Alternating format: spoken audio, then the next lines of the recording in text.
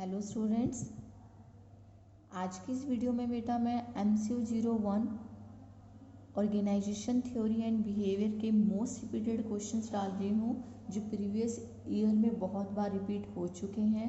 देखिए बेटा, इससे पहले मैं MCOM फर्स्ट ईयर के सारे सब्जेक्ट के ऑलरेडी मोस्ट रिपीटेड क्वेश्चन डाल चुकी हूँ। आज मैं MCOM सेकेंड ईयर का MCQ 1 के मोस्ट रिपीटेड क्वेश्चंस डालने जा रही हूँ। बेटा मैं ऐसे नहीं कह रही हूँ कि सिर्फ आप यही क्वेश्चंस पढ़ के जाएंगे और आप पास हो जाएंगे, बट ये क्वेश्चंस देने का या फिर इन क्वेश्चंस के बारे में बताने का मेरा मेन मोटिव यही है कि जब भी आप अपना पेपर देने जाएं तो आप इन क्वेश्चंस को अच्छे से पढ़ के जाएं, क्योंकि बेटा ये क्वेश्चन ऐसे क्वेश्चंस हैं जो प्रीवियस ईयर्स में बहुत बार रिपीट हो चुके हैं। इसके साथ साथ बेटा आप अपनी बुक्स भी पढ़ के जाएंगे, बट ये टॉपिक्स और ये जो आपके क्वेश्चंस हैं ये ऐसे हैं जिन्हें आप स्किप नहीं कर सकते, क्योंकि प्रीवियस ईयर्स में बार बार यही क्वेश्चंस रिपीट होते आ रहे हैं। तो डिस्कस कर लेते हैं ये क्वेश्चंस। हमारा फर्स्ट क्वेश्चन है, what is stress, discuss the techniques use for managing the stress. तो आपको बताना है स्ट्रेस क्या होता है और ऐसी टेक्निक्स के बारे में भी बताना है जिनसे हम स्ट्रेस को मैनेज कर सकते हैं। The next question is, discuss the effective and ineffective style of leadership. Do you think that democratic style of leadership is the best style of leadership? Comment. तो आपको सबसे पहले क्या करना है, इफेक्टिव और इनइफेक्टिव स्टाइल बताने हैं लीडरशिप के। इसके बाद आपको ये बताना है क्या डेमोक्रेटिक स्टाइल है जो लीडरशिप का वो बेस्ट स्टाइल है। तो इसका आंसर आ जाएगा यस। क्यों? क्योंकि बेटा डेमोक्रेटिक स्टाइल ऑफ लीडरशिप में जो आपके एम्प्लॉयज़ होते हैं उनको अपॉर्चुनिटीज़ दी जाती है कि वो भी अपने व्यूज़ सामने रख सकें और उनको अपने सजेशंस देने का, कंप्लेंट्स करने का राइट मिलता है। जबकि जो बाकी थ्योरीज हैं उनमें कहीं ना कहीं वो इस चीज़ से थोड़ा डिप्राइव रह जाती हैं। देन थर्ड क्वेश्चन है, discuss the theories of personality. आपको पर्सनैलिटी के थ्योरीज के बारे में बताना है। How do this theory help in understanding the personality of an organisation. तो बेटा सबसे पहले आपको थ्योरीज बतानी है पर्सनैलिटी की। उसके बाद पूछा गया है कि कैसे मदद करती है पर्सनैलिटी ऑफ एन ऑर्गेनाइजेशन को समझने में, अंडरस्टैंड करने में। तो इट मीन्स कि इसकी क्या पूछ रहा है, इम्पोर्टेंस पूछ रहा है। देन नेक्स्ट क्वेश्चन है, describe the Herzberg's two factor theory of motivation. तो बेटा आपको हर्ट्जबर्ग्स की two factor theory of motivation के बारे में बताना है कि ये थ्योरी क्या कहती है।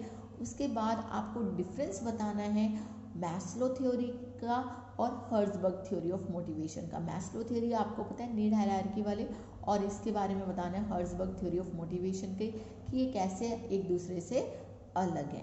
देन फिफ्थ क्वेश्चन है, describe the stages of development of group in an organisation. आपको बताना है कि जब एक ऑर्गेनाइजेशन में कोई ग्रुप डेवलप होता है तो कौन कौन सी स्टेजेस से होकर निकलता है। फिर आपको उन फैक्टर्स के बारे में बताना है which influence the level of cohesiveness of group. Group की एकता का, जो उनकी ग्रुप होती है उनमें जो स्पिरिट है उसको इफेक्ट करने वाले, इन्फ्लुएंस करने वाले फैक्टर्स के बारे में भी आपको बताना है। Then next question is, critically examine Maxwell theory of motivation. आपको मैक्सवेल थ्योरी ऑफ मोटिवेशन के बारे में बताना है। अब क्रिटिकली एग्जामिन लिखा है तो बेटा पहले आप इस थ्योरी के बारे में बताएंगे, एडवांटेजेस बताएंगे, डिसएडवांटेजेस बताएंगे, देन कंक्लूजन बताएंगे। फिर as a manager of an organisation how can you motivate your employ by applying this theory. फिर इस थ्योरी का यूज़ करते हुए आपको बताना है कि एज एन मैनेजर आप कैसे अपने एम्प्लॉयज़ को इससे मोटिवेट करेंगे। फिर क्वेश्चन है, describe the dimension of organisational climate. आपको ऑर्गेनाइजेशनल क्लाइमेट के डायमेंशंस के बारे में बताना है और साथ साथ बताना है कि कैसे आप अपनी ऑर्गेनाइजेशन में एक फेवरेबल क्लाइमेट जो है वो क्रिएट कर सकते हैं। इसके अलावा जो प्रीवियस ईयर है उनमें job enrichment and organisation structure के बारे में बार बार नोट लिखने के लिए आया है बेटा, इसलिए मैंने इन दोनों को मेंशन किया है कि आप कम से कम इन दोनों के बारे में तो ज़रूर पढ़ के जाएं कि जॉब एनरिचमेंट क्या होता है और ऑर्गेनाइजेशनल स्ट्रक्चर क्या होता है।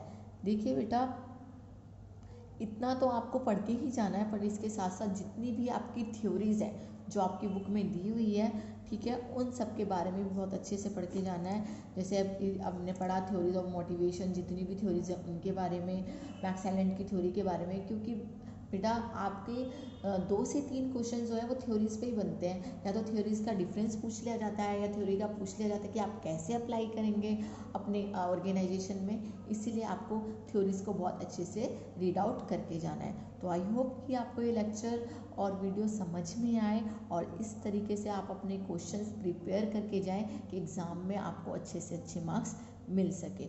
Thank you students. इसके अलावा अगर कोई क्वेश्चन ऐसा है जो आपको समझ नहीं आ रहा है या फिर आपको कुछ पूछना है तो आप कमेंट बॉक्स में बता सकते हैं। Thank you.